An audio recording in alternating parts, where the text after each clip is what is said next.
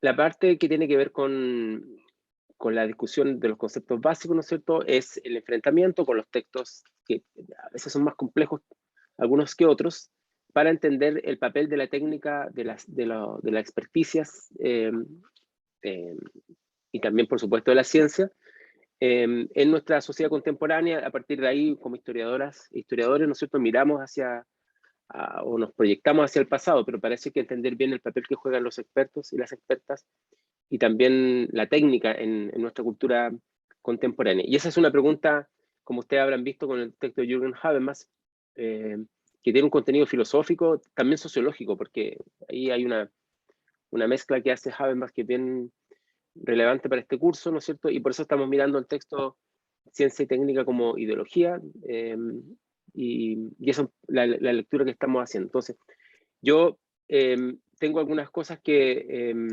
algunos, digamos, ideas respecto de cómo aclarar un poco también lo que rodea este texto y cómo se vincula con otros trabajos de Jürgen Habermas que tal vez son importantes, que de hecho son importantes entender para entender este propio texto y toda la empresa intelectual en la que está involucrada su corpus, su obra, digamos. Entonces también quisiera dar un par de indicaciones al respecto.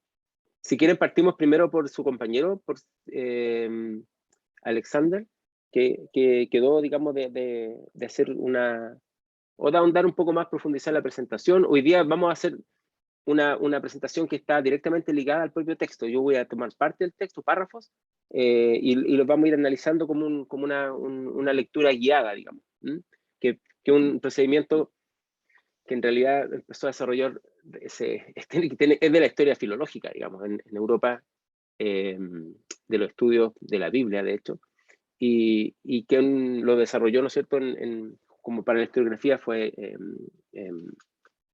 Leopold von Ranke en Berlín en el siglo XIX. Entonces, igual tiene una historia bastante larga de análisis de texto que una práctica que es bien importante seguir manteniendo. Así que vamos a hacer ese ejercicio al final de la clase. ¿Ok? ¿Prefiere Alexander hablar inmediatamente? Sí, profe. Sí, ok. Alfredo. Te escuchamos. Bueno, en este nuevo viaje intentando entender el libro, lo que decidí hacer fue empezar a leer desde el principio igual, como para repasar los elementos, las cosas que quizás no quedaron muy claras la clase anterior. Como dice usted, la producción del texto igual se da como en un contexto o como con una discusión que Habermas va tomando. Por ejemplo, al principio introduce el concepto de racionalidad, que como había mencionado el Cristóbal, es de Max Weber. En un principio este concepto era para definir la forma de la actividad económica capitalista, que dentro de ella el tráfico social se rige por el derecho privado burgués y por la dominación burocrática. Bajo esta definición, la racionalización significaba en un primer momento que los ámbitos sociales quedaban sometidos a los criterios de la decisión racional. Vale. Entonces se implanta como un tipo de acción racional respecto a los fines, o sea, o respecto a la elección de posibles alternativas. Hay como una acción racional antes de elegir posibles alternativas. Bueno, esta progresiva racionalización de la sociedad también, según Weber, va a depender de una institucionalización del progreso científico y técnico. Ya luego más adelante en el texto y se introduce a Ebert Marcuse, no sé si se dice así, que él cuestiona lo que señala Max Weber, porque dice que en esta racionalización que él definió no está inserta la racionalidad, sino que eh, aquí él solo señala que la racionalización es una determinada forma de dominio político. Pero para Marcus, la racionalidad no es solo como una...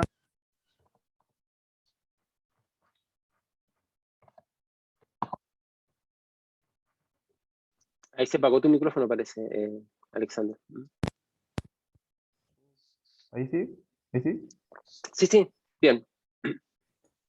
Bueno, para Marcus la racionalidad, como decía, no es solo una elección entre estrategias, también es como una trama social global de intereses que tienen en el fondo. O sea que esta trama social global elige estrategia, como determina tecnología e instaura sistemas.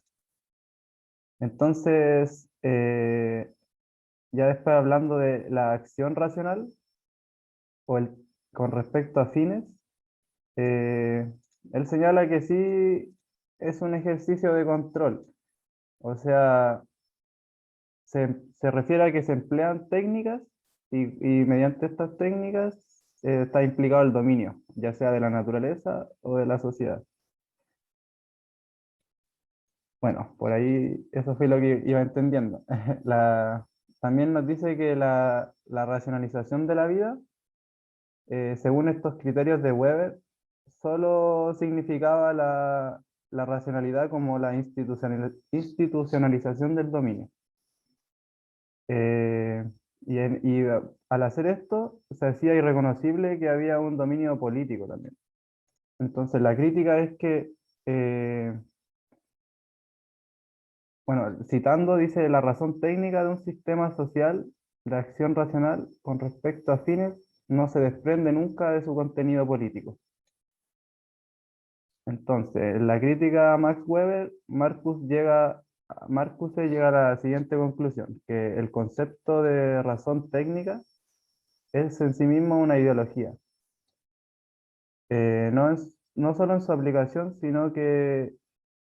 eh, sino que ya que hay un uso de la técnica para dominar la naturaleza o para dominar sobre los hombres. Y en este caso, la técnica es un proyecto histórico-social en el que se proyecta unas sociedades y los intereses de esta sociedad dominante y que tienen propósitos de qué hacer con los hombres o con las cosas.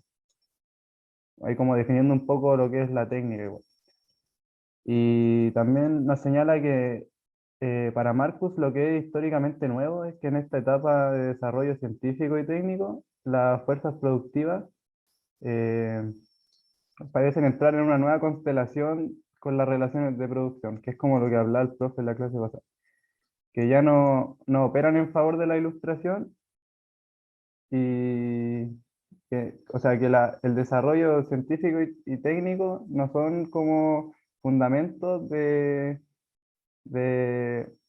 para criticar las legitimaciones vigentes, que eso se hacía en la ilustración, sino que este desarrollo científico y técnico en sí mismo eran la base de la legitimación, del dominio, supongo.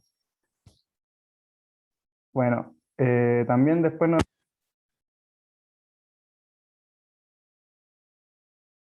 Ahí de nuevo se quedó en silencio tu micrófono. Ah, no sé qué le pasa, profe. Ahora se escucha, sí. La distinción entre trabajo e interacción, que como dijo usted en la clase, son dos acciones recíprocamente autónomas. Bueno, para Habermas, el trabajo o la acción racional respecto a sus fines eh, tiene una acción instrumental y una elección racional, o una combinación entre estas dos. La acción instrumental está orientada por reglas técnicas y que se basan como en un saber empírico, como en el querer saber, yo creo que ahí tiene que ver como el querer saber las reglas de la... Ah, no, me confundí ahí, pues. Bueno, pero él dice que en el trabajo o en la acción racional con respecto a fines hay una acción instrumental y una racional. En la instrumental están las técnicas que se basan en un saber empírico y en la racional se orienta según estrategias de un saber analítico. O sea que estamos deduciendo las preferencias cuando uno aplica la elección racional. Eh, pero la diferencia sería que mientras la acción instrumental organiza medios, según criterios de control eficiente de la realidad, la acción estratégica solo depende solo se obtiene por medio de deducciones que se auxilian de valores. Bueno, algo así entendí en verdad y era súper enredado. Y ahí por otra parte la interacción, como dijo el profe, tiene que ver con un tema del lenguaje, que es una acción comunicativa y simbólicamente mediada. Esto se orienta con normas que son intersubjetivas que se definen entre dos sujetos agentes. Bueno, esa es como la separación entre trabajo e interacción, según yo. Como que no sé si te lo expliqué bien, pero como que el trabajo está mediado por, eh, por una acción instrumental y como el ejercicio de la elección racional. Y por otra parte, como que la interacción está mediado por normas como que se definen entre los dos sujetos, bueno, algo así entendí en verdad. Y que en general las acciones están determinadas por un marco institucional. Ya después yendo al capítulo, Hablar de que... Aló, aló, aló. bueno, ya yendo al capítulo 6, que era el que teníamos que leer, empieza a hablar de que empieza a haber otra tendencia evolutiva, que es la que hablamos de la cientificación de la técnica, que en esta búsqueda de elevar la productividad, eh, hay nuevas técnicas y nuevos inventos, pero que siempre eran como muy esporádicos y no eran organizados. Pero en la medida que el progreso científico y el progreso técnico han ido evolucionando, se han ido asociando y se van alimentando mutuamente. Y esto determina como la productividad. Bueno, en verdad dice esto que el nuevo panorama de la evolución del sistema está determinado por la lógica del progreso científico y técnico. No sé si se entendió muy bien. Eso como a modo de resumen de lo que yo estoy entendiendo. Ok, súper, súper. Mira, yo estoy anotando como si fuera una pizarra, ¿no? En el chat, ustedes pueden ir viendo algunas cosas que van resumiendo lo que va de mi interpretación. Por supuesto, puedo cometer errores ahí. Lo que está diciendo su compañero. Me parece súper bien, porque estamos analizando a poco un texto que es complejo, que hay que entender a partir de otros textos. No sé si alguien quiere agregar algo más a lo que dijo su compañero.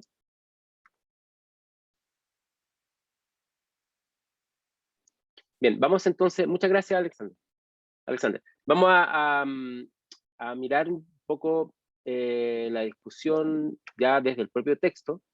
Pueden estar acá bueno, acá tenemos, ¿no es cierto?, el texto, ¿no es cierto?, Ciencia y Técnica como Ideología, que está de hecho dedicado a Marcuse. Mira, los nombres, no te preocupes, Alexander, y el resto, cómo se pronuncia. En realidad uno pronuncia los nombres en los idiomas extranjeros como les suenan, tampoco es tan complicado eso. O sea, digo, tampoco es tan importante. Así que en Chile tenemos sí una tendencia a querer, como somos medios puristas, a pronunciar los nombres como suenan, como deberían sonar en su idioma original, pero en realidad es una cosa que no tiene ninguna importancia. En general, en alemán se pronuncian todas las vocales, ¿no? Entonces, si ahí dice Marcuse, es Marcuse, igual que en castellano, ¿no? Así que, pero en inglés le dicen Marcuse o algo así, ¿no? O donde sea. Bueno, Marcuse. Un poco está dedicado a él. Ahora, vamos a hacer una lectura acá del texto, como dije, casi una lectura así al detalle. ¿Cuánta gente hay hoy día? 12. Así que hay que estar bastante concentrado en estas algunas cosas que vamos a trabajar hoy día. Y hay dos textos que están en el ámbito, digamos, de mucho mayor del trabajo de Habermas, que son, ¿no es cierto?, que es, ¿no es cierto?, la teoría de la acción comunicativa. Está en alemán, no se preocupen, lo tienen que leer en alemán. Sobre, ¿no es cierto?, estudios sobre la racionalización de la sociedad, ¿no es cierto? Esta es la versión original. Y aquí efectivamente hay una análisis de la teoría de Max Weber, sobre la teoría de la racionalización, y también repasa, ¿no es cierto?, a Lukács, a Adorno, también como parte de de lo que es el estudio, digamos. Esta es su obra magna, digamos. Es el primer tomo, y este es el segundo, digamos, en la editorial Surham de Frankfurt. Esta editorial ahora se cambió a Berlín, a todo esto.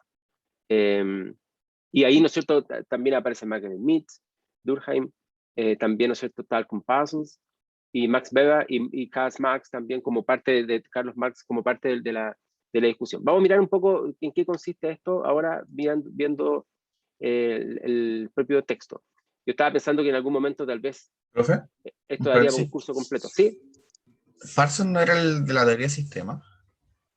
Bueno, también, ¿no? Tal con Parsons, ahí hay una discusión que hace Habermas con las, ¿cómo se diría? Con lo que llamaríamos hoy día sociología, y también, ¿no es cierto?, con la filosofía, sí. Y Parsons, como la teoría de sistemas, también es analizado. Bien, voy a bajar esto. Aquí, ok. Bueno, entonces hagamos una lectura, como les propongo ahora, hacer una lectura más pausada del texto. Tenemos todavía un tiempo, pero todo depende cómo ustedes vayan interpretando esto, digamos, según sus propias visiones, sus propias también otras lecturas que hayan hecho los autores que citan, Marcuse. Mi pregunta primera, ¿no es cierto? No sé si han podido leer alguna vez a Marcuse, El hombre unidimensional, un texto clásico, que yo lo leí cuando joven, porque era como en los años, bueno, yo ya no soy de esa época, pero lo leí mucho después de que se publicó, obviamente, pero fue muy importante en los años, digamos, que el propio Habermas publica su obra magna, su obra más importante, digo. No sé si han podido leer alguna vez a Marcuse o a Max Weber, alguna vez, o solamente tiene alguna referencia de ellos. Solamente para saber, no estoy haciendo ninguna evaluación. Aquí en el chat dicen, Alexander por lo menos dice que no.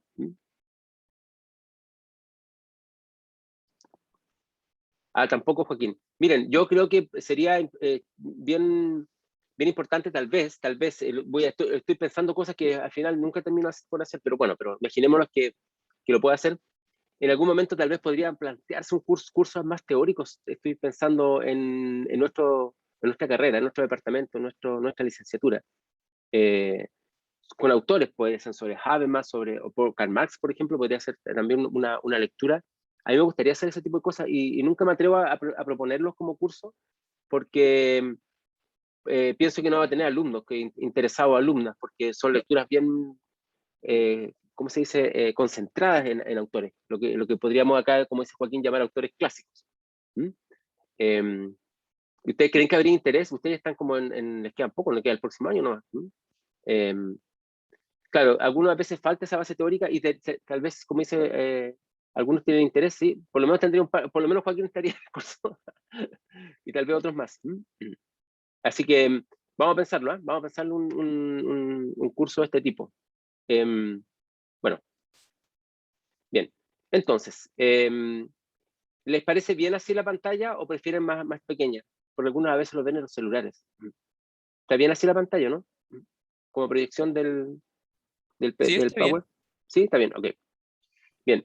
Aquí hay varios elementos que tienen que ver con lo que ha comentado su compañero hoy día, y en la clase anterior también su otro compañero, sobre conceptos como la racionalización orientada a fines, para diferenciarlo del concepto de razón en sí mismo, que es un concepto, como ustedes sabrán, muy caro a la propia ilustración, muy importante para la ilustración. Y también yo les comentaba en la clase anterior que esta obra, sobre todo al inicio, de Jürgen Habermas, y bueno, se ve reforzado con el libro famoso Teoría de la Acción Comunicativa, que les mostré en su versión alemana hace un rato, ¿no es cierto? Está orientado también a una evaluación, una reevaluación de lo que es el propio proyecto de la modernidad. Yo acá, para buscar un par de cosas que pudieran complementarlo, aparte del libro Teoría de la Acción Comunicativa, que lo leí hace unos años, cuando mi proceso formativo, digamos, lo trabajé en Alemania, y ahora lo he vuelto a ver gracias a estas lecturas, digamos, estuve mirando una biografía que se escribió sobre Jürgen Habermas hace unos años atrás, que hay una versión en castellano, originalmente en alemán, porque es re interesante porque toma, les puedo mandar la referencia de la biografía, que está en castellano. Apareció este año la versión en castellano, de hecho, o el año pasado. Toma alguna entrevista y hay un esfuerzo, una biografía intelectual, por supuesto, para poder entender su obra. Y realmente estas discusiones sobre ciencia y técnica están dentro de la noción de la teoría de la acción comunicativa, vamos a ver acá. Y cuando uno piensa en lo que es la empresa de Habermas, intelectual, digamos, es, como él lo dice en una entrevista, es un intento, lo estoy leyendo acá la biografía, ¿no es cierto? Es un intento, dice, de defender los logros culturales y políticos de la modernidad, es decir, los logros políticos y culturales también de la Ilustración, en el fondo. A pesar de que él piensa, ¿no es cierto?, al mismo tiempo que vive en una sociedad racional que es profundamente errada, digamos, que tiene varios problemas, y de hecho eso es lo que trata de enfrentar en su trabajo sobre la teoría de la acción comunicativa. Así que hoy día voy a hablar un poco también de la teoría de la acción comunicativa, porque me di cuenta que si ustedes no entienden algunos elementos de esa teoría, lo podría entender también esta idea de la discusión que tiene con Marcuse sobre técnica como ideología. Por lo tanto, hay una importancia respecto de la lectura de la técnica y la ciencia en Habermas, que está dentro, ¿no es cierto?, digamos, en esta discusión, que está dentro de una discusión mayor. Y esa es un poco la importancia también de este texto, que nos permite entrar a la idea de lo que entendemos por técnica, perdón, y por ciencia. Bien, la progresiva racionalización, ¿no es cierto?, de la sociedad, que es lo que hemos estado viendo a partir de este progreso técnico y científico. Toda esta discusión, recuerden que es con Marcuse al principio, ¿no?, y con Max Weber también, ¿no es cierto?, en algún momento. Dice, en la medida en que la ciencia y la técnica penetran en los ámbitos institucionales de la sociedad, transforman las instituciones mismas, que comienzan a desmoronar las viejas legitimaciones. Las viejas legitimaciones están organizadas en base a criterios no racionales, a criterios digamos, de sociedades teocráticas o como sea, ¿no es cierto? Entonces lo primero que plantea, ¿no es cierto?, es que para entender este fenómeno hay que comprenderlo, ¿no es cierto?, a partir de este desmoronamiento de las viejas legitimaciones. Y hay un desmoronamiento, es interesante eso, porque hay un desmoronamiento también que uno lo palpa disculpen que sea que tenga una visión tan personal del tema, tan autobiográfica. Hay un desmoronamiento que uno lo puede palpar en la propia Alemania, en la propia ciudad de Frankfurt, porque Frankfurt es una ciudad que fue muy destruida durante la Segunda Guerra Mundial por los bombardeos de los aliados, digamos, que, bueno, fueron obviamente parte de la guerra, y eso no se puede discutir, digamos. Y la propia reconstrucción que hay en Alemania después de la guerra. Eso es bien interesante porque uno lo puede palpar en la idea de construir nuevas instituciones, tener una nueva constitución política como la construyen, ¿no es cierto?, los alemanes, en el marco de la ocupación militar, ¿no es cierto?, de los aliados. Y también, ¿no es cierto?, digamos, un desmoronamiento de lo que eran las legitimaciones también, que tiene que ver, ¿no es cierto?, con las consecuencias que tuvo la guerra y desastrosa, digamos, para todo el mundo, promovida por Alemania, digamos. Entonces, ahí hay un tema que las viejas legitimaciones pierden su sentido, porque también esta generación, la generación que le tocó enfrentar cuando pequeños la guerra y que después ya tienen la edad de ustedes, digamos, veinteañeros, cuando están en el periodo de la posguerra, ¿no es cierto?, sobre todo en los años 60, 70, o poco más de 20 probablemente, también están enfrentando con esas nuevas legitimaciones que se están formando sobre la base de este desmoronamiento de lo anterior. Y ahí es donde comienza a ser muy importante el concepto de racionalización, como lo dijo su compañero, y lo había dicho anteriormente, también se había dicho en la clase anterior. ¿En qué sentido, no es cierto, la razón técnica de un sistema social, digamos, con respecto a fines, se separa de su contenido político, o por lo menos el contenido político se discute? Y hay una crítica, ¿no es cierto?, que plantea el propio Marcuse a Max Weber, ¿no es cierto? Y que llega a la siguiente conclusión, como dijo su compañero, ¿no es cierto?, que el concepto de razón técnica es quizá el mismo una ideología. Entonces la ideología, como habíamos visto en la clase anterior, ya no se conciben como entre derechas e izquierdas, entre capitalismo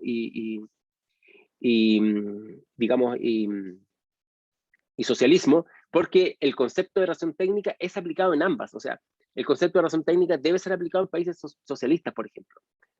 No es un concepto en ese sentido que esté asociado, a pesar de que tiene un vínculo muy directo, muy claro con el capitalismo, evidentemente, porque de ahí nace, y eso es lo que también Max Weber lo pone sobre la mesa, pero Marcuse dice algo más, dice que va más allá de la propia noción de capitalismo. Y esa razón técnica aplicada, ¿no es cierto?, como una forma de racionalización, es articulada sobre un dominio sobre la naturaleza y también sobre las personas, evidentemente. Es un dominio metódico, científico, calculado y calculante, dice Marcuse.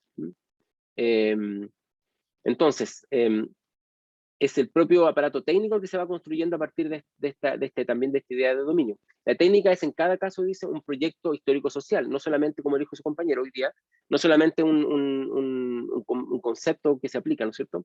Porque en él se proyecta lo que una sociedad y los intereses que en ella dominantes tienen, ¿no es cierto?, respecto a lo que quieren hacer con los hombres y las personas, ¿no es cierto?, y con las cosas. Entonces, es un dominio material, y por lo tanto, a partir de un dominio material que tiene que ver con la empiria, ¿no es cierto?, como su compañero le había dicho, pertenece, ¿no es cierto?, a una forma de racionalidad técnica. Entonces, aquí tenemos varias cosas. Primero, Max Weber dice que la técnica, ¿no es cierto?, está asociada con el concepto de capitalismo, de la acumulación de capital. Marcuse nos dice que la técnica efectivamente tiene ese sentido, pero va más allá de solamente el sistema capitalista, porque también la razón técnica debe ser aplicada en los países socialistas. Estamos hablando de la época de la Guerra Fría, donde estaban estos dos polos muy, muy claros. La Unión Soviética existía, digamos, estaba construyéndose en este momento el muro de Berlín, digamos, aunque el momento de la obra magna de Habermas ya existía el muro, digamos, había claro, ¿no es cierto?, dos polos, pero lo que dice Marcuse es interesante porque dice, hay que pensar que la técnica también, y la razón técnica también se aplica en otros lugares más allá del sistema capitalista, y lo podemos ver hoy día, ¿no es cierto? Igual queda claro esto cuando uno piensa, no sé, en China, por poner un nombre, digamos, que es un país comunista, pero también tiene que aplicar una razón técnica. Ups. Cuando pongo acá esta cosa me confundo cuando lo pongo así como, me pasa muy rápido. Es que me perdí ya. Ok, acá. Oigan, si tienen preguntas o comentarios, vayan haciendo, ¿ya? Por chat o interrumpiendo. Yo creo que mientras más me interrumpan la clase, más exitosa es como profe, pero no me pasa muy, muy seguido porque hablo demasiado. Pero Profe, sí, genial. Dime. entonces, solo para ver si entendí, como la diferencia entre Weber y Marcuse sería que Weber plantea que la razón técnica se explicaría solo para el capitalismo y Marcuse extiende esto hacia, bueno, todas las formas de dominio, sean de izquierdas o de derechas. ¿Esa es la diferencia? Claro, si es una ideología, eso podría verse como una diferencia. Si es una ideología, entonces no tiene un color político, digamos, entendido en términos de lo que dice Marcuse. Sí, lo de Max Weber, lo que pasa es que Max Weber construye su obra a principios del siglo XX, digamos, en esta idea del análisis del capitalismo. Lo vincula, como ustedes sabrán, también con visiones religiosas, ¿no es cierto?, con el protestantismo. Tal vez eso lo conocen más, ¿no es cierto?, esa idea de por qué el capitalismo se da en la religión protestante, más que la religión católica, por ejemplo. Entonces, en el momento que Max Weber escribe, no hay una alternativa, digamos, al capitalismo tan elaborada y tan estructurada como fue durante el periodo que escribió Marcuse. Entonces, por eso que uno podría pensar, claro, Max Weber habla del capitalismo, pero porque él es lo que está en el momento que él escribe. Y Marcuse ya va en un periodo anterior. Entonces, hay una cronología distinta, no son contemporáneos. Entonces, de ese punto de vista, claro, se podría decir de forma bastante, como yo lo he simplificado, digamos, de que Marcuse va más allá de la perspectiva como tú dices, de Max Weber, que es solo sobre el capitalismo y lo inscribe en un concepto mayor. ¿Ok? Bien. Entonces acá, a partir del desarrollo científico y técnico, se entra en una nueva etapa de la historia, que uno podría pensar que en términos cronológicos, digamos, esto ocurre a partir del siglo XVI, que es cuando es considerado, ¿no es cierto?, por la historia de la ciencia, el inicio de lo que se llama la revolución científica en Europa. Ya hay una discusión súper grande si esto realmente ocurre solo en Europa, o si es antes o después, pero no me voy a meter en eso porque daría para otro curso, digamos. Pero, ¿no es cierto?, uno podría pensar que hay un desarrollo que viene del siglo XVI y que está claramente, digamos, instalado en el siglo XX. La ilustración, entonces, y el proyecto de la modernidad es un gran tema y es muy recurrente en toda la escuela de Frankfurt, con Hockenheimer, Adorno, como ustedes ya lo comentamos en la clase anterior, y el propio Habermas, que algunos piensan que de alguna manera es parte de ese mismo grupo, aunque hay una discusión ahí al respecto, pero bueno.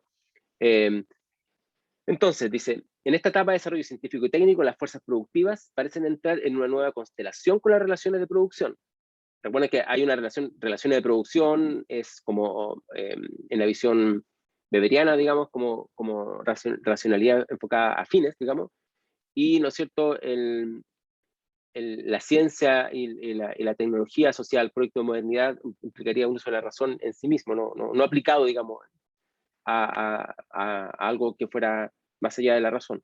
Por lo tanto, ya no operan en favor de la ilustración como fundamento de la crítica de las legitimaciones vigentes, sino que se convierten en las mismas bases de la legitimación. Y esto es lo que Marcuse considera históricamente como algo nuevo. Si uno piensa en la ilustración, y ustedes la habrán estudiado, porque sí han estudiado la ilustración como fenómeno histórico, se acordarán, ¿no es cierto?, que la razón es la base fundamental, y ahí hay que mirar, qué sé yo, Kant, para entender un poco, Immanuel Kant, cómo funciona esta idea de la razón. Lo que ocurre acá, ¿no es cierto?, que se ve en el siglo XX es que el progreso científico-técnico, ¿no es cierto?, está legitimando una nueva forma de entender, ¿no es cierto?, esta modernidad, que es la aplicación, por así decirlo, ¿no es cierto?, para fines prácticos o para el trabajo. Entonces, no es lo mismo la razón pensada en sí misma como una forma de pensamiento, a la razón aplicada a fines, que tienen un interés bastante claro, ¿no es cierto?, como lo vamos a ver acá, de dominio. Y el dominio principalmente es sobre la naturaleza. Ustedes recordarán que la ciencia es un estudio de la naturaleza en sí mismo, ¿no es cierto? La ciencia a partir del siglo XVI, estamos hablando de la ciencia moderna. La diferencia es que no es lo mismo estudiar la naturaleza que estudiar la naturaleza para dominarla. Bueno, ahí hay una discusión también respecto de si la modernidad en sí misma es concebida como una forma de dominio de la naturaleza. Ya todos los seres humanos no nos sentimos parte de la naturaleza, como podría haber sido, ¿no es cierto?, en una época anterior en Europa, sino que nos sentimos separados de la naturaleza, como si hubiese dos mundos, la cultura por un lado y la naturaleza por el otro. Eso es parte del proyecto moderno y aparece también en la discusión literaria, ¿no es cierto?, alemana, por ejemplo, evidentemente en Goethe, del Fausto, ¿no es cierto?, cuando esto se ha interpretado muchísimo, ¿no es cierto?, cuando el propio personaje, el profesor, que es profesor universitario, de hecho, está, ¿no es cierto?, mirando cómo actúa ¿no es cierto?, hay una frase famosa ahí, mirando el mar, y en vez de ver una contemplación del mar, hay una idea de cómo se podría aprovechar las olas, por ejemplo, para generar energía, que es un poco lo mismo que podríamos pensar viéndolo en términos de las caídas de agua. Entonces, pueden ver una caída de agua en términos de romántico, ¿no es cierto?, de la contemplación romántica, y admirarse por la grandiosidad de la naturaleza, que también, ¿no es cierto?, aparece en los viajes americanos de Alexander von Humboldt, ¿no es cierto?, en el siglo XVIII y con inicio del XIX, que es muy distinto a decir esta agua y en su movimiento puede ser una gran fuente de energía. Entonces, el proyecto de la modernidad tiene su elemento, ¿no es cierto? Tiene el elemento de la ilustración, de la Aufklärung alemana, ¿no es cierto? También de concebir racionalmente el mundo, pero tiene también al mismo tiempo ese aspecto de dominar el mundo. Es decir, la naturaleza se concibe como una forma como un objeto de dominio del ser humano. Y la crítica, ¿no es cierto?, que le hace justamente Habermas a Marcuse va por ahí, ¿no es cierto? Dice, estos son citas del texto, ¿no?, de Ciencia y Técnica como Ideología de Habermas. Dice, en lo que Marcuse está pensando, dice Habermas, es una actitud alternativa frente a la naturaleza, para poder, ¿no es cierto?, considerar un dominio científico-técnico. Pero de ahí no cabe deducir la idea de una nueva técnica.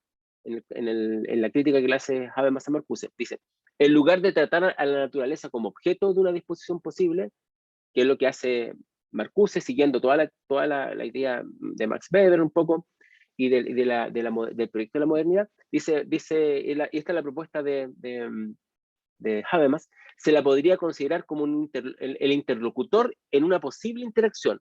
En vez de a la naturaleza explotada, cabe buscar a la naturaleza fraternal. Esto es súper importante porque ya no estamos concibiendo la naturaleza como lo que decía también algún autor respecto de Alexander von Humboldt, como el momento de la disponibilidad de Humboldt, que escribe en francés a todo esto, de la disponibilidad, del uso, de tomar la naturaleza y transformarla en energía, tomar la naturaleza y transformarla, ¿no es cierto?, en componentes químicos para elaborar, no sé, cualquier cosa. Y eso, ¿no es cierto?, siempre está en la visión moderna de la cultura, por un lado, los seres humanos, acá, ¿no es cierto?, y por el otro lado, la naturaleza. Y lo interesante de la perspectiva de Habermas es justamente en decir que no hablemos de una naturaleza que explotamos, sino que tenemos que tener una relación fraternal con la naturaleza. Y ahí es donde entra la teoría de la acción comunicativa, como la vamos a ver. ¿Sí, hay una pregunta? O una mano levantada, no sé. Una mano levantada. Sí, ok, Joaquín.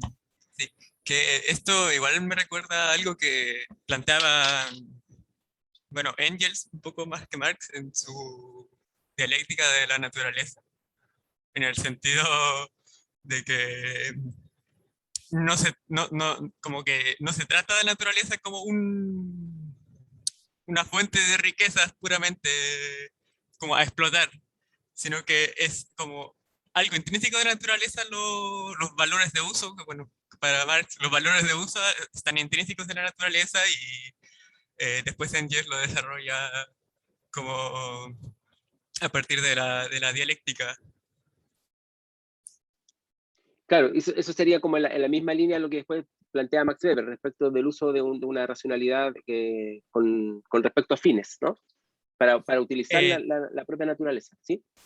yo diría que no, que más bien son como que, que son como más bien de la línea del, sería como como anacrónico decir que son de la línea de- del autor, pero por lo menos así lo interpreto yo. Claro, bueno, eso, lo que me está mencionando de Engels no lo tengo ahora en la cabeza, tendría que buscarlo, o sea, no podría darte una respuesta, no sé si algunos compañeros o compañeras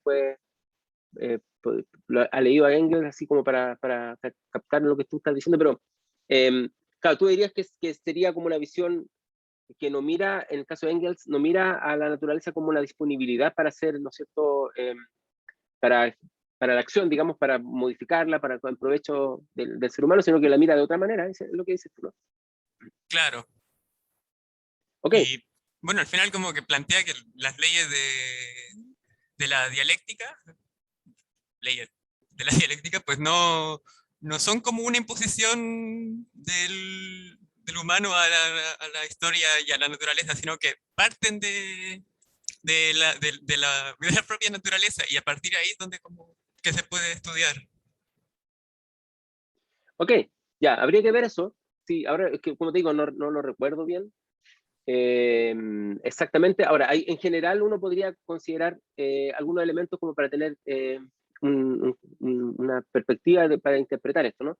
Que un aspecto tiene que ver con la propia idea de modernidad. Ustedes ya estudiaron el tema de la modernidad porque estudiaron la Ilustración, recordarán, vieron la revolución, estudiaron la Revolución Francesa, esos cursos ya lo hicieron, ¿no? El siglo XVIII.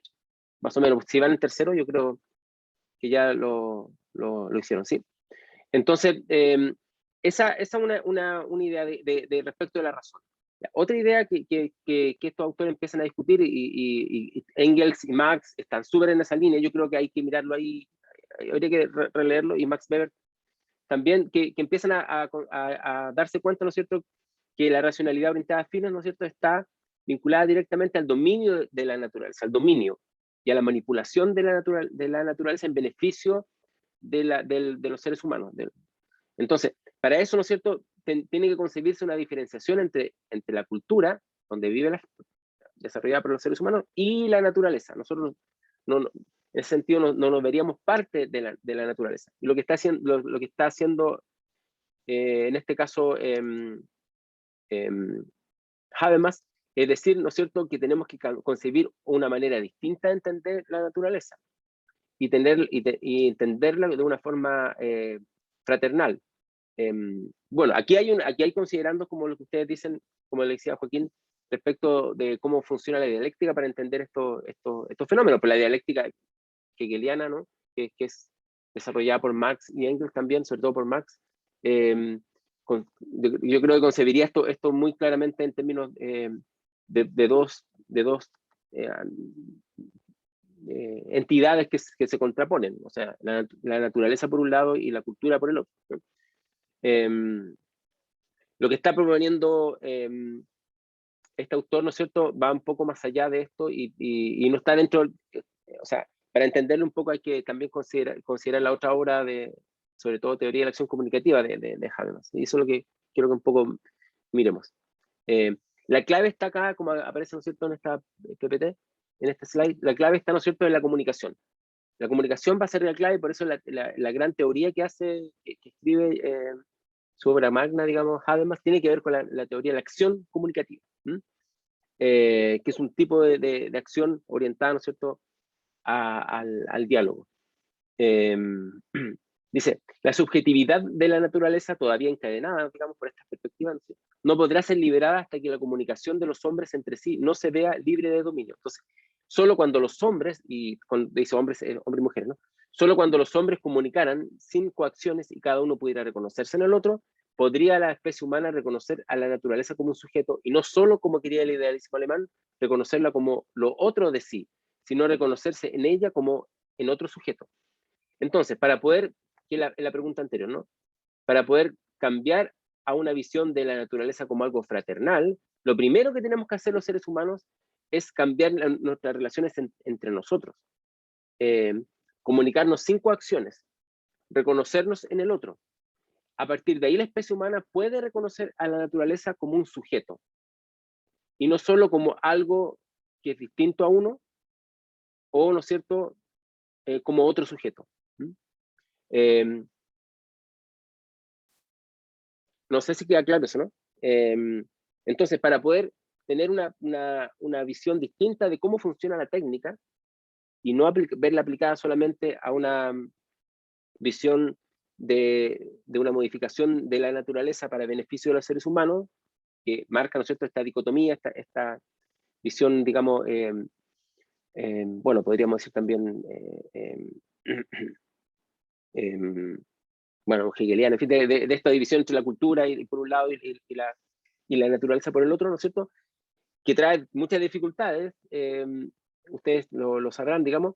Lo que propone Habermas es cambiar la relación de los seres humanos con la naturaleza para hacer una relación fraternal.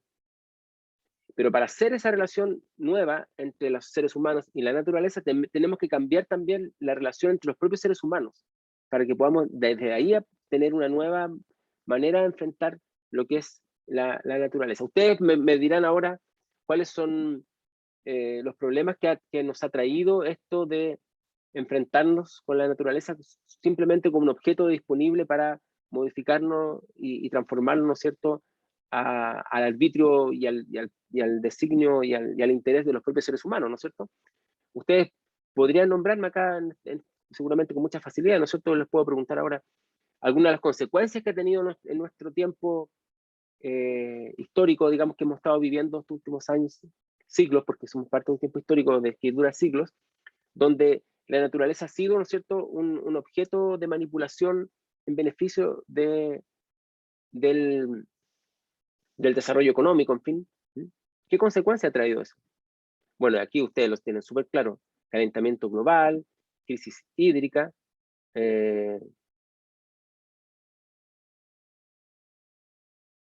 y podrían nombrarme muchos más, ¿no es cierto? Las pandemias, etcétera, ¿no? Estamos viviendo en este momento una crisis sanitaria, y por eso estamos en esta clase online, justamente debido a este tema.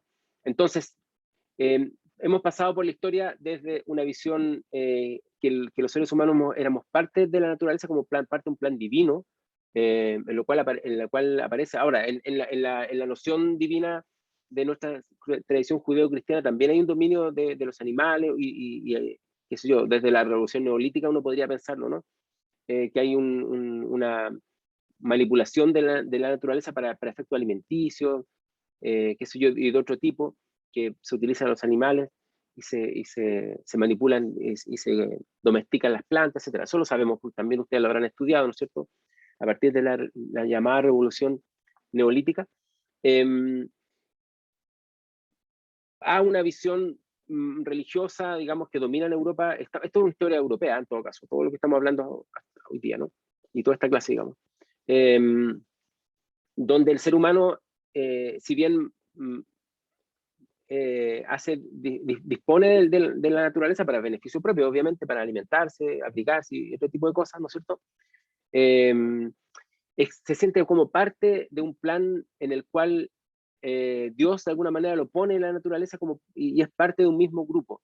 Hay una perspectiva, la naturaleza le habla, lo que Marshall Berman llamaba, que no sé si lo han leído, un libro bien bonito que también yo leí cuando era joven, sobre el encantamiento del mundo. El mundo era encantado porque el mundo nos decía cosas, ¿no es cierto? Los pájaros volaban de una manera, nos decían algo que Dios nos quería transmitir. En el fondo, Dios nos habla a través de la naturaleza. En la revolución científica, Dios empieza a hablar en el lenguaje de las matemáticas, que es una de las características de la revolución científica. O sea, empieza a instalarse la razón como una forma de entender la naturaleza, ya no en base a designios divinos, sino en base a elementos completamente liberados de cualquier visión teocéntrica, y en el cual la naturaleza, ¿no es cierto?, es simplemente una creación azarosa y que está dominada por nada más y nada menos que lo aleatorio. Y así es como miramos hoy día de la naturaleza, ¿no es cierto? Y entonces, frente a eso, ¿no es cierto?, se puede buscar leyes de la naturaleza, leyes que tienen que ver con su propio funcionamiento, y eso, ¿no es cierto?, y inaugura también, ¿no es cierto?, una razón que es una razón, lo que llamaríamos una suerte de razón orientada a fines. No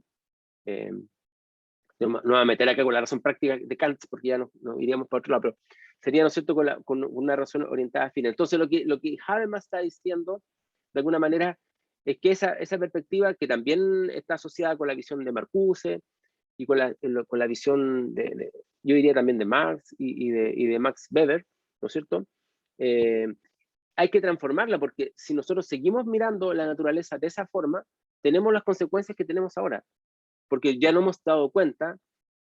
Además, se está escribiendo posterior a la crisis de los misiles, en el marco de la Guerra Fría, posterior a todos los movimientos ecológicos, ¿no es cierto?, enfrentados al tema de la posibilidad de una destrucción mundial por una guerra nuclear, ¿no es cierto?, digamos, por todo lo que fue tener en Alemania, ¿no es cierto?, las bombas nucleares muy, muy cerca, digamos, y con la posibilidad cierta de una destrucción. O sea, hay que mirar ese contexto histórico también, en el cual Habermas escribe en los 70s y publica, ¿no es cierto?, en los 80 su gran obra, que dio también Paulo al nacimiento del Partido Verde en Alemania, que incluso llegó ya cuando yo vivía en Alemania de estudiante estaba en el propio gobierno federal, digamos. Entonces, en ese marco, ¿no es cierto?, de revisión de la ilustración, también hay una revisión de cuál ha sido nuestra relación con la propia naturaleza. Entonces, cuando uno mira la ciencia y la técnica, tiene que también entender cómo la ciencia y la técnica ha traído estos problemas que tenemos ahora, ¿no es cierto? El calentamiento global, ¿no es cierto?, propiciado por el uso de combustible fósil, ¿no es cierto?, que está probado que genera, ¿no es cierto?, un efecto invernadero, y lo que influye, ¿no es cierto?, en la crisis. Estoy leyendo solamente lo que ustedes pusieron, ¿no? En la crisis hídrica, y en un marco también de una, digamos,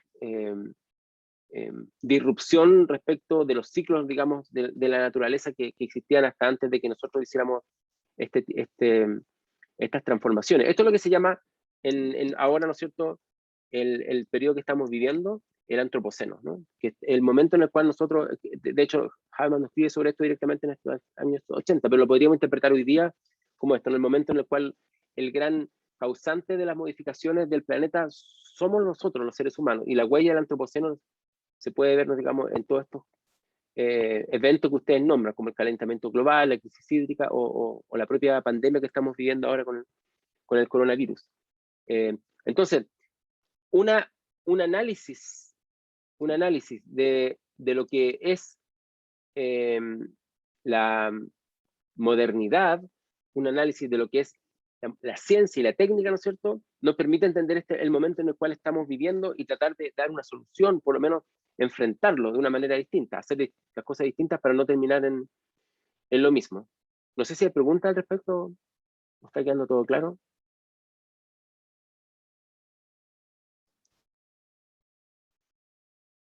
Sí, esto es un tema bien entretenido, en todo caso, a mí me gusta, pero se requiere tiempo para entenderlo porque puede ser medio complejo al inicio. Bueno, y aquí, ¿no es cierto?, hay conceptos de ciencia que se están jugando, ¿no es cierto?, y también de técnica.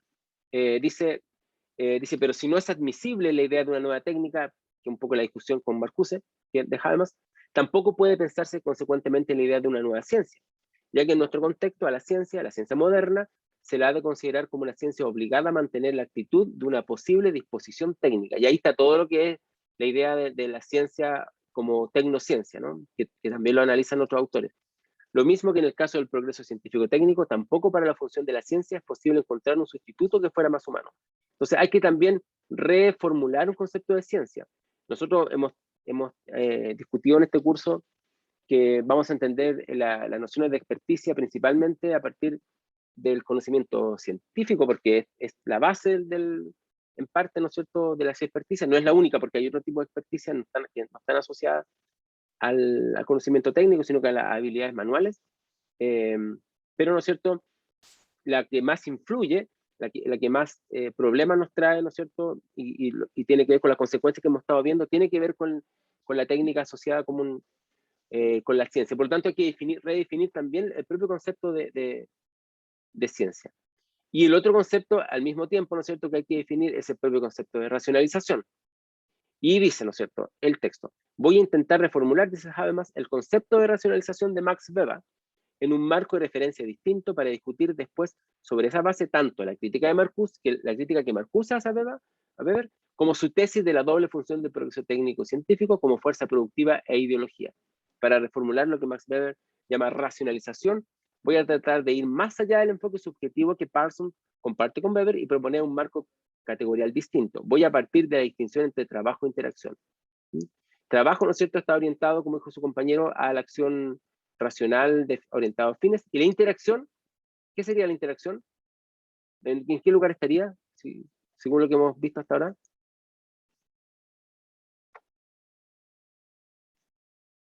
¿De qué interacción a qué interacción se refiere? ¿Entre quiénes? ¿Qué creen ustedes? Se me acabó el café. Podría ser entre expertos y no expertos.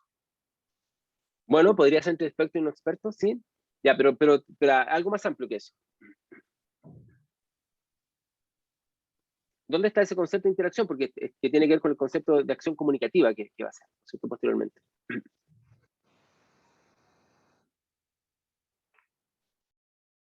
Bueno, yo pensaría que, bueno, de los expertos y no expertos, sí, tiene que ver con la interacción y cuando uno lo pone en un sentido más amplio, como lo que dijo Kevin, sería, ¿no es cierto?, entre los propios seres humanos. Yo sé que es obvio para ustedes, pero estoy diciendo piedades, pero entre los propios seres humanos. La interacción se da, ¿no es cierto?, entre los propios seres humanos, por lo tanto hay que redefinir el concepto de vinculación, por así decirlo, entre miembros de una sociedad. El trabajo, como dice, como hemos visto acá, y dijo su compañero hoy día, y lo habían dicho también en la clase anterior, ¿no es cierto?, es una acción racional con respecto a fines. O sea, se entiende eso, ¿no es cierto?, es como una acción instrumental, o la elección racional, o una combinación entre ambas. Y esta está, ¿no es cierto?, orientada por reglas técnicas que descansan, como dijo su compañero hoy día, por el saber empírico. O sea, se funciona de esta manera. Estas reglas implican en cada caso ese pronóstico sobre sucesos observables, ya sean físicos, sociales, etc. Esto tiene que ver efectivamente con temas que tienen que ver con la empiria. Por otro lado, ¿no es cierto?, el comportamiento de la elección racional se orienta de acuerdo a estrategias que descansan en su saber analítico, ¿no es cierto? Implican deducciones de reglas de preferencia, sistemas de valores y máximas generales. Vamos a ver la diferencia que puede haber entre esta acción racional con respecto a fines y la acción comunicativa. La acción comunicativa, ¿no es cierto?, se organiza medios que resultan adecuados o inadecuados según criterios de un control eficiente de la realidad. La acción estratégica solamente depende de la valoración correcta de las alternativas de comportamiento posible. Aquí viene el elemento valorativo, que es distinto al anterior, ¿no es cierto?, que es un elemento instrumental organizado por un saber empírico. En el caso, ¿no es cierto?, de la acción comunicativa está el elemento valorativo, y solo puede obtenerse por medio de una deducción extra con el auxilio de valores y máximas. Y eso es, obviamente, interacción entre seres humanos. De ahí vienen los valores, de ahí viene lo que se quiere obtener. Y entonces, aquí hay una definición de acción comunicativa. Por acción comunicativa entiendo, dice Habermas, una interacción simbólicamente mediada. Simbólicamente mediada. O sea, hay un medio ahí, y es simbólico. Se orienta de acuerdo con normas intersubjetivamente vigentes que definen expectativas recíprocas de comportamiento y que tienen que ser entendidas y reconocidas por lo menos por dos sujetos agentes. Su sentido es objetiva en la comunicación lingüística cotidiana. Entonces, tiene que ver con normas intersubjetivamente vigentes, o sea, que sean aprobadas por dos agentes o sujetos, ¿no es cierto? Y se basa en la comunicación lingüística, lo voy a marcar acá, cotidiana. O sea, no estaría basada en una racionalidad, o la racionalidad estaría viendo, ¿no es cierto?, basada en el lenguaje. Bueno, el tema del lenguaje y la racionalidad es un tema más gordo que fue discutido también, bueno, viene de Heidegger en realidad, ¿no?, en la filosofía del siglo XX. El lenguaje y la morada del ser, de hecho, decía Heidegger. De alguna forma tiene que ver con el lenguaje. Pero el lenguaje es algo totalmente humano. Entonces, es algo que corresponde y que tiene que ver, ¿no es cierto?, con nosotros, con los seres humanos. Y es una comunicación lingüística cotidiana, además, dice Habermas.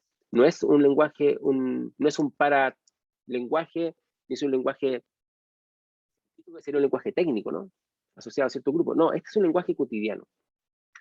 Y esa es un poco la perspectiva.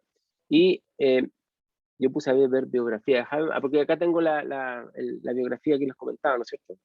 En la teoría de la acción comunicativa es justamente la base de esta idea de la comunicación lingüística cotidiana que se analizaba por Habermas.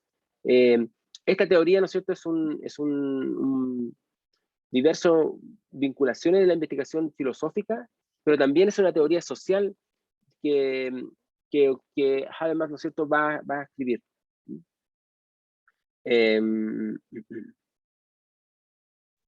Bien, este es un cambio de paradigma que propone Habermas, de una acción estratégica orientada e instrumental, que es lo que nosotros hemos visto, ¿no es cierto?, que tiene que ver con el dominio de la naturaleza, en fin, a una acción orientada al mutuo entendimiento y a la comunicación.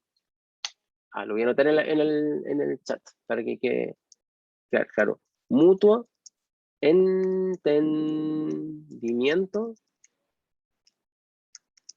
y comunicación. Eso es Habermas. Y la teoría de la acción comunicativa.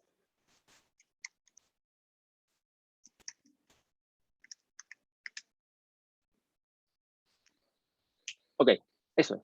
Mutuo entendimiento y comunicación. Eso es lo que se necesita para reformular la teoría, para reformular la noción de ciencia y para reformular la noción de técnica, porque se reformula nuestra relación con la naturaleza. Por eso yo había hecho esta vuelta tan larga con este texto, tomando también lo que aparece acá en la propia idea de la acción comunicativa de Habermas.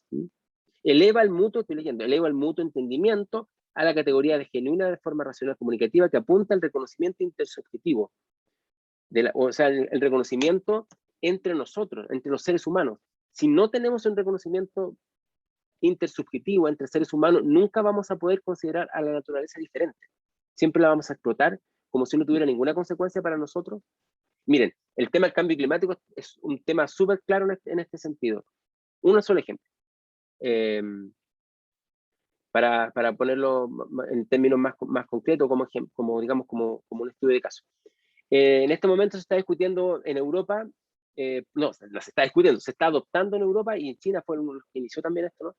Transformar el automóvil, ¿no es cierto?, a la electromovilidad. En general, todo lo que es el desplazamiento a través de aparatos, en fin, técnicos. Lo que más, lo que estamos haciendo nosotros durante muchos años, a partir a inicio del siglo XX, ¿no es cierto?, cuando Benz genera esta idea de la utilización del combustible fósil para generar movimiento de motores, ¿no es cierto? Lo que estamos haciendo nosotros en este momento es sacar un componente que durante millones de años ha quedado en el subsuelo y volver a llevarlo, ¿no es cierto?, a la atmósfera, transformado, ¿no es cierto?, gracias a estos medios técnicos. Eso es lo que hacemos con los combustibles fósiles. Lo hacemos con el gas, lo hacemos con el petróleo, ¿no es cierto? Lo hacemos con el carbón. Eso es lo que estamos haciendo. Nosotros los seres humanos lo que hemos estado haciendo durante todo este siglo, o desde 1850 más o menos hasta ahora, cuando comienza otra revolución, que es la revolución industrial, es sacar este componente que está en el subsuelo, como dije, y llevarlo a la atmósfera. Y al llevarlo a la atmósfera hemos generado lo que ustedes han dicho, ¿no es cierto? Calentamiento global, crisis hídrica y todo eso. Entonces la discusión en este momento en Europa es transformar lo que más genera, ¿no es cierto?, el efecto invernadero, que es los viajes interoceánicos y los automóviles. Y han empezado por los automóviles, ¿no es cierto?, para transformarlos en automóviles eléctricos. Y ahí Chile va a jugar un papel nuevamente, porque el litio es el material fundamental para hacer las baterías, y se obtiene de pocos países, digamos, entre ellos Chile.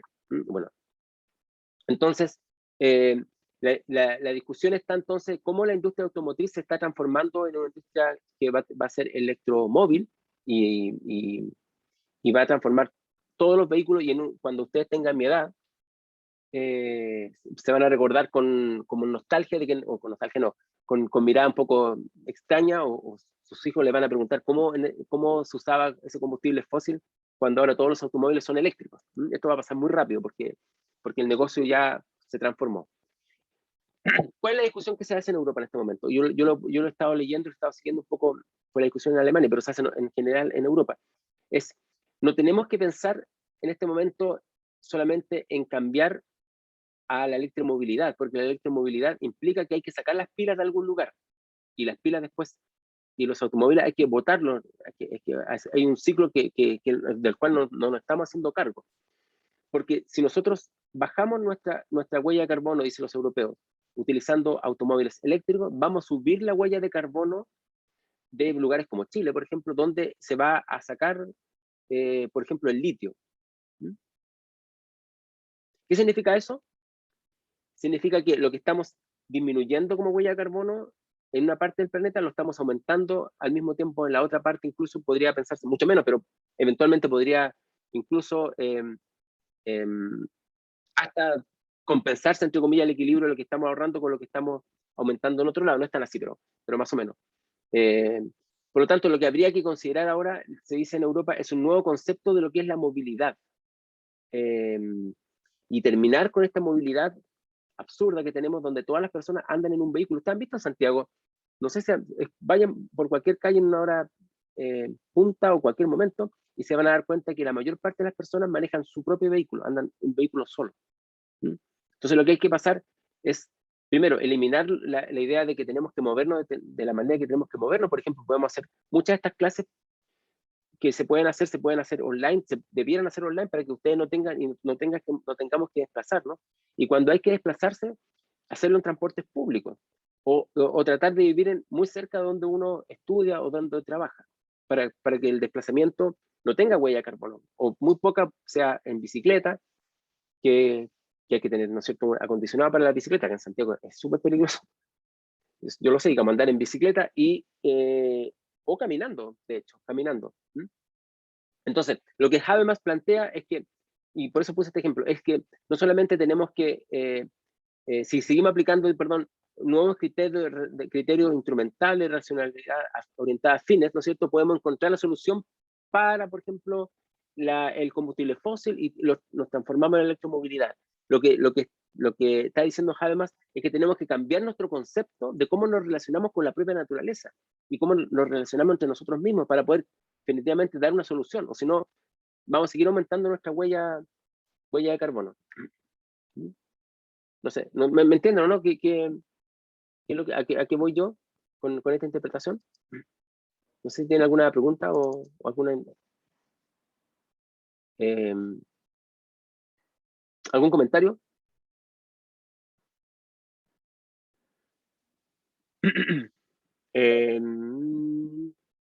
Ya. Y finalmente, ¿no es cierto?, pasamos al concepto que es muy importante para para este curso, ¿no es cierto? Sí, por favor. Es que lo que comentó de que la huella de carbono que se utilizaría, o sea, que disminuiría en Europa y aumentaría en los países tercermundistas. Habermas igual plantea algo así como en su texto de cuando habla sobre cómo la técnica, la diferenciación entre los países de primer orden que poseen la técnica y los que no, que también se generan esa desigualdad que da de los grupos privilegiados y los subprivilegiados en el texto. Perdón, es una pregunta, ¿no? O una afirmación, no entendí. Un poquito de ambas. Que Ya. si es como una... Es que Habermas como que plantea esa existencia de que en los países de primer orden y segundo orden, por darle un nombre, se da la misma dinámica que se da en los grupos privilegiados y los subprivilegiados. Ah, ok. Sí, En ese escenario, el ejemplo que estaba usted, ¿también se daría esa dinámica? En el del litio y la electromovilidad, dices tú. Claro. Claro, se da esa dinámica completamente. Entonces nosotros pasamos a ser países que aportamos las materias primas, ¿no es cierto? Y los países que generan no están así en todo caso, que generan las ideas, en fin. Y ahora Afganistán se une, ¿no es cierto?, al grupo de los países que tienen litio, junto con Chile, Bolivia y otros un par de países más, digamos. Y por eso la importancia de Afganistán en este momento, ¿no es cierto? Tiene que ver más con el litio que con la amapola y el tema del tráfico de drogas que había, que existe, ¿no? Lo que yo quiero decirles que es claro, es que, y que tú dices, digamos, es que esto tiene que ver, la interacción de los seres humanos no tiene que ver solamente con los que viven en el primer mundo, entre comillas, sino que también con el resto, para que no se generen esta asimetría. Yo creo que Habermas va por ese lado, y por eso es interesante conocer su trabajo, y ahora me dan ganas de hacer un curso sobre Habermas, pero no creo que alguna vez lo pueda hacer, tendría que hacerme el tiempo, pero estoy como bien entusiasmado con hacer cursos. Hacer cursos como diferentes, pero porque, claro, algo que ayude, ¿no es cierto?, lo que hemos pasado en todos estos últimos años de pandemia, que nos ayuda a reformular lo que es nuestra pedagogía. Y hay que tratar de entender estas cosas con más tiempo y con más detalle. Entonces, lo de Habermas, efectivamente, es una nueva forma de interacción entre los propios seres humanos y que no incluye solamente a los que viven en el mismo lugar, también esta diferenciación entre los que están en los países que no son los países industrializados. Ahora, el tema de la industrialización ha cambiado en todo caso, ¿eh? No es tan así como que hay países industrializados y países que no colaboramos o no estamos fuera de la industrialización, porque lo que existe ahora en la industrialización es por ensamblaje, o sea, las partes se hacen en diferentes partes del mundo y se ensambla después. Y es así como se entiende la industrialización hoy día, digamos. Entonces, por lo que dice Cristóbal, yo diría que sí y no, porque por un lado tiene razón, ¿no es cierto? Además, plantea de que hay que reformular también la relación entre los distintos países para no reproducir esta asimetría, pero por otro lado, la industria ha cambiado también su forma de entender cómo se produce algo, cómo se llega a producir algo, digamos. Esa es la pregunta que uno tiene que hacerse.